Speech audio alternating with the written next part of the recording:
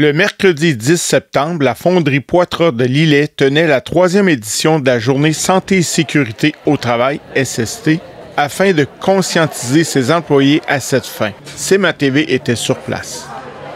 La directrice des ressources humaines décrit l'objectif de cette journée. Nous, ce qu'on veut, c'est, avec une journée comme celle-là, puis avec tout ce qu'on dit durant l'année, c'est d'amener les gens à développer des habitudes, que l'employé, quand il arrive travailler au début de son chiffre, il est en forme, puis on veut qu'il sorte de son chiffre de travail de la même manière, aussi en forme, aussi bien, puis prêt à poursuivre ses activités chez lui après.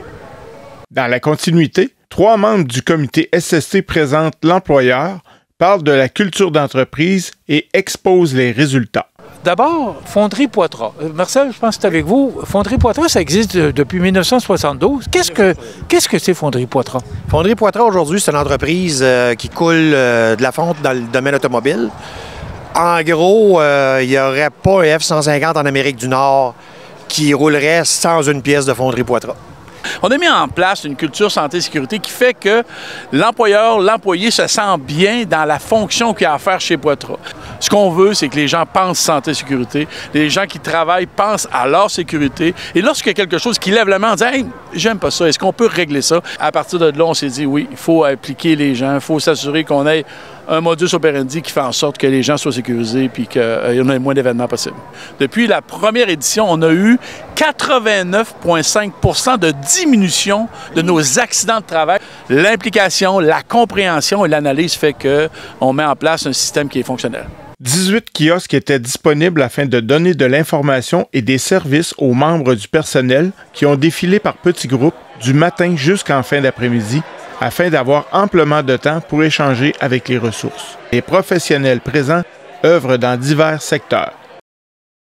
Le réseau de la santé publique au travail, Action Jeunesse Côte-Sud, saines habitudes de vie et prévention des drogues, infirmières sur place pour réaliser des bilans de santé, tests de santé auditive, aide à l'alcoolisme et à la toxicomanie, soutien et accompagnement pour faciliter l'intégration des travailleurs issus de l'immigration, C3S, santé mentale et prévention du suicide, et bien d'autres étaient au rendez-vous. Même la Sûreté du Québec. Bien que réfléchi et sérieux, l'événement avait une dimension ludique. Collation au blé d'Inde sur l'heure du dîner, massage de détente, test d'utilisation convenable d'un extincteur d'incendie avec un casque et un logiciel de réalité virtuelle, jeux et prix de présence, jeux de quilles et d'adresse avec un chariot élévateur et rafraîchissement glacé avec la participation de l'Express Frisson. L'activité a été orchestrée de main de maître par le comité SST avec le soutien de la direction. C'était Gérald Beaulieu à Lillet pour CMA-TV Information.